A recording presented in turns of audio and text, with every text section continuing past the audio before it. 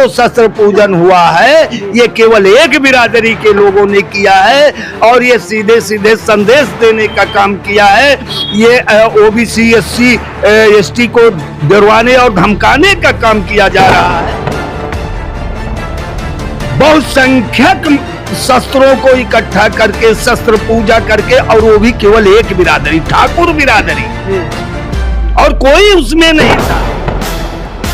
सरकार ने अपनी मंशा साफ शब्दों में जाहिर कर दिया है कि यह केवल एक वर्ग की सरकार है, एक बिरादरी की। साथियों नमस्कार, आप देखना शुरू कर चुके हैं लोक बंधु लाइव।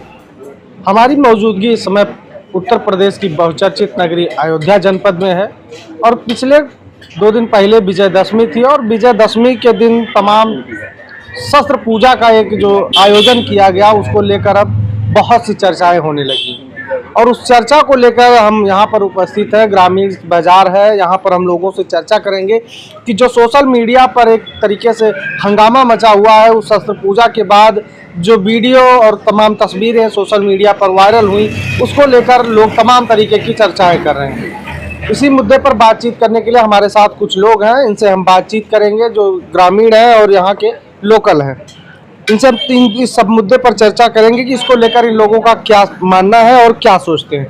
सर बहुत बहुत स्वागत है। धन्यवाद आपके चैनल को। सर अभी विजयदशमी के दिन जिस तरीके से शस्त्र पूजा को लेकर एक पूरा सोशल मीडिया पटा हुआ है और तमाम तरीके की चर्चाएं, एक तरफ सरकार कहती है कि जातीय रैलियां, जातीय बैठकें और तमाम जो जातीय आयोजन हैं जातियों के नाम पर उस पर प्रतिबंध लगा है, और दूसरी तरफ पूरा लखनऊ में देखा गया जगह जगह बड़े बड़े चौराहों पर, यहाँ तक कि मुख्यमंत्री आवास पर भी ये बैनर लगे कि भारतीय क्षत्रिय समाज द्वारा विजयदशमी के दिन शस्त्र पूजा का आयोजन किया गया। तो कैसे देखते हैं आप इस शस्त्र पूजा के आयोजन को? पहले तो मैं आपके चैनल को धन्यवाद देना चाहता हूं कि इस तरीके की आवाज उठाने के लिए।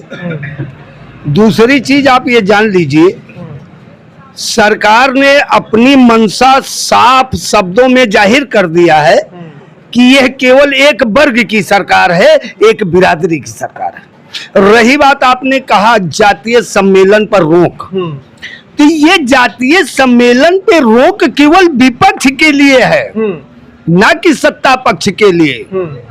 क्योंकि विपक्ष अगर करेगा, विपक्ष कहीं सम्मेलन करेगा, कहीं मीटिंग करेगा, कहीं बैठकें करेगा, तो सरकार की नाकामियां उजागर होगी। इसलिए विपक्ष के लिए इन्होंने बैन लगा दिया है। अच्छा, अगर जातीय सम्मेलन पर इन्होंने रोक लगा दिया है तो जिस तरीके से पूरा लखनऊ यहाँ तक कि मुख्यमंत्री आवास जो है उसके आसपास भी बड़े बड़े बैनर लगे जिनमें भारतीय क्षत्रिय समाज द्वारा आयोजित एक शस्त्र पूजा का आयोजन किया गया और शस्त्र पूजा भी की गई, और उसके जो तमाम वीडियो हैं वो और तमाम तस्वीरें सोशल मीडिया पर वायरल की गई। तो इसको लेकर आप लोग क्या सोचते हैं कि इसका क्या मैसेज था, इसका क्या मतलब था? देखिए, इसका सीधा सीधा मैसेज है भाई, सीधा मतलब है। वो लोग ये बता रहे हैं कि सरकार हमारी है, हम चाहे जो करेंगे, जबकि सीधा सीधा शासनादेश भी है, कोर्ट का भी आदेश है कि शस्त्र लेकर के चौराहे पर नहीं जा सकते। लेकिन बहुसंख्यक शस्त्रों को इकट्ठा करके शस्त्र पूजा करके, और वो भी केवल एक बिरादरी, ठाकुर बिरादरी, और कोई उसमें नहीं था। ते सीधा सीधा दर्शाता है कि अभी तक आरएसएस और बजरंग दल, गौ रक्षक दल और भाजपा के तमाम जो अनुषंगिक संगठन है वो शस्त्र पूजन करते थे। महाराष्ट्र में वो क्या कहते हैं, हमारे शिवसेना वाले किया करते थे। लेकिन एक चीज ये भी जान लीजिए, ये लोग भी जब शस्त्र पूजन करते थे तो उसमें तमाम जातियों के लोग शामिल हुआ करते थे। लेकिन ये जो शस्त्र पूजन हुआ है ये केवल एक बिरादरी के लोगों ने किया है और ये सीधे सीधे संदेश देने का काम किया है। ये ओबीसी एससी एसटी को डरवाने और धमकाने का काम किया जा रहा है कि आप अगर मुझसे जबान लड़ाने की कोशिश करोगे, मुझसे सवाल करने की कोशिश करोगे, योगी आदित्यनाथ जी से सवाल पूछोगे तो ये देख लो कि हम कितने बड़े माफिया और कितने बड़े गुंडे हैं। अच्छा, लेकिन अगर देखा जाए तो जो एक सरकार होती है वो किसी जाति या किसी वर्ग विशेष की सरकार नहीं होती। सरकार को तो सारे लोग मिलकर जिताते हैं, सारे लोगों का उसमें हिस्सेदारी होती है, उनका मतदान होता है तब जाके सरकार बनती है। और ऐसा भी नहीं है कि किसी एक जात के विधायक सांसद ही मिल के सरकार बनाते हैं।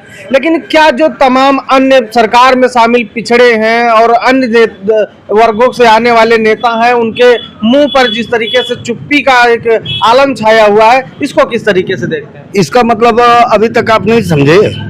देखिए, ऐसा है, इससे पहले जो सरकारें हुआ करती थी उनका ये था डेमोक्रेसी और पावर दोनों एक साथ था।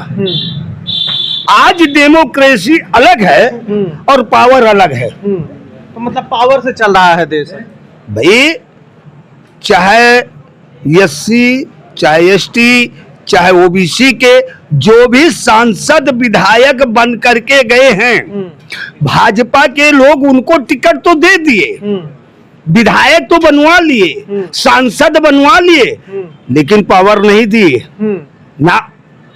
पावर तो अलग कर लिया इन्होंने। मतलब जो अन्य वर्ग से जो नेता विधायक सांसद हैं उनके हाथ में कोई पावर नहीं है। नो, कोई पावर नहीं है। पावर केवल मुख्यमंत्री और प्रधानमंत्री के हाथों में है। बाकी किसी सांसद किसी विधायक के हाथ में पावर नहीं है। आज का ये इतिहास बता रहा है। आप देख लीजिए, नजर उठा करके किसी भी सांसद किसी भी विधायक को देख लीजिए, उसके पास कोई पावर नहीं है। और इसी व्यवस्था को बदलने के लिए हम लोग आज तत्परता से सड़क पर उतरने के लिए भी तैयार हैं। कि देखिए, हमें जब देश आजाद हुआ, हमें जब आजादी मिली, लोकसभा और विधानसभा का जब गठन हुआ, चुनाव हुआ, तो यह संविधान बना कि जो भी सांसद जो भी विधायक चुन करके जाएगा वो जनता का प्रतिनिधि कहलाएगा और उसके पास एक पावर होगी। और 2014 से पहले जो भी सरकारें आई, जिनकी भी सरकारें आई, सारे विधायक सारे सांसद के पास पावर थी। लेकिन 2014 के बाद सारे पावर छिन गए, केवल सांसद और विधायक नाम के रह गए। अच्छा, अभी अगर देखा जाए तो जिस तरीके से आपने कहा कि शस्त्र पूजा को लेकर कह लीजिए कि एक वर्ग विशेष, एक जाति विशेष की सरकार उत्तर प्रदेश में चल रही है, और अगर बात की जाए पूरे उत्तर प्रदेश की राजनीतिक स्थिति की, तो बहुत से ऐसे नेता हैं जो पिछड़े और दलित समाज से भी आते हैं, तो क्या उनका इस सरकार में कोई कद नहीं है? तो आप यही देख लीजिए कि हमारे पड़ोसी विधानसभा रुदौली से हमारे ही कभी हमारे साथ राजनीतिक करियर हुआ करता था उनका, भाई रामचंद्र यादव जी हैं। है हिम्मत, हो हिम्मत तो मुख्यमंत्री जी से फोन पे बात कर ले या सदन के अंदर ये आवाज उठा दे कि ये गलत हो रहा है। नहीं होगा, नहीं, कोई आवाज कोई नहीं उठा सकता। तो आप बता दीजिए इसको क्या कहा जाए? सीधा सीधा योगी जी केवल एक वर्ग को, अरे भाई आप शस्त्र पूजन देख लीजिए, आप अभी देखिए वो नौकरी का जो मामला था 51% सीधा सीधा ठाकुरों की भर्ती हुई। जांच अधिकारी आया, उसको कहा गया कि तुम मुंह बंद रखो, एक नौकरी तुम भी ले लो। अपने भतीजे को उसने भी नौकरी दिलवा करके और अपना मुंह बंद कर लिया। अच्छा, ठीक है, हम और भी लोग हैं, इनसे भी बात कर लेते हैं। सर क्या कहेंगे जिस तरीके से शस्त्र पूजा को लेकर पूरा हंगामा मचा हुआ है, लोग जो अभी आप चर्चा सुन ही रहे हैं, तमाम तरीके की चर्चाएं हैं कि लोग कह रहे हैं कि अब ये पिछड़ों और दलितों को डराने की एक साजिश है और 27 का चुनाव नजदीक है। धन्यवाद आपके चैनल को। रही बात शस्त्र पूजा की, शस्त्र पूजा अपर कास्ट करके 82 बैकवर्ड को डराने धमकाने के लिए की जा रही है, खुल्लम खुल्ला प्रसारित की जा रही है बस। और जिस तरीके से सरकार जो है इस पर चुप्पी साधे हुए, इसको किस तरीके से आप सरकार के सुजातीय लोग ही तो कर रहे हैं। मतलब आप मानते हैं सुजातीय लोग कर रहे हैं, मतलब आप मानते हैं कि उत्तर प्रदेश में ठाकुरवाद चल रहा है? बिल्कुल चल रहा है, दिखाई ही पड़ रहा है, चल रहा है तभी दिखाई पड़ रहा है। शस्त्र पूजा करके समाज, क्षत्रिय समाज शस्त्र पूजा करके सार्वजनिक रूप से उसका वीडियो वायरल करके ये दिखाना ही तो चाह रहे कि हम सवर्ण हैं, हम दबंग हैं, हम गुंडे हैं, माफिया हैं, तुम लोग चुप रहो, बैकवर्ड एससी। मतलब उनको अलग तरीके से डराया जा रहा है। बिल्कुल अलग तरीके से डराया जा रहा है। सर आप क्या मानते हैं? भैया डराओ जाओ तो बा।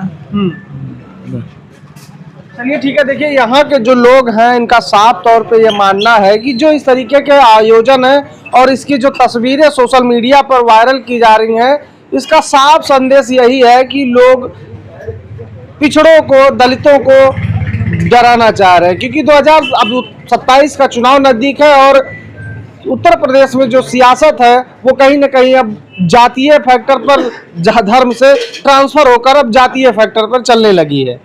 तो इसका साफ तौर पे एक जो उदाहरण के तौर पे इन्होंने बताया कि जिस तरीके से तमाम जो भारतीय जनता पार्टी में पिछड़े और दलित नेता हैं वो सिर्फ मात्र नाम के हैं, ना तो उनके पास पावर है, ना तो उनकी कहीं सुनी जाती है। फिलहाल अब इस आयोजन और इस खबर को लेकर, इस चर्चा को लेकर आप क्या सोचते हैं, हमें अपनी प्रतिक्रिया जरूर दीजिएगा। मिलते हैं किसी अन्य मुद्दे के साथ, किसी अन्य वीडियो में, तब तक के लिए बने रहे लोग बंधु लाइव के साथ। नमस्कार।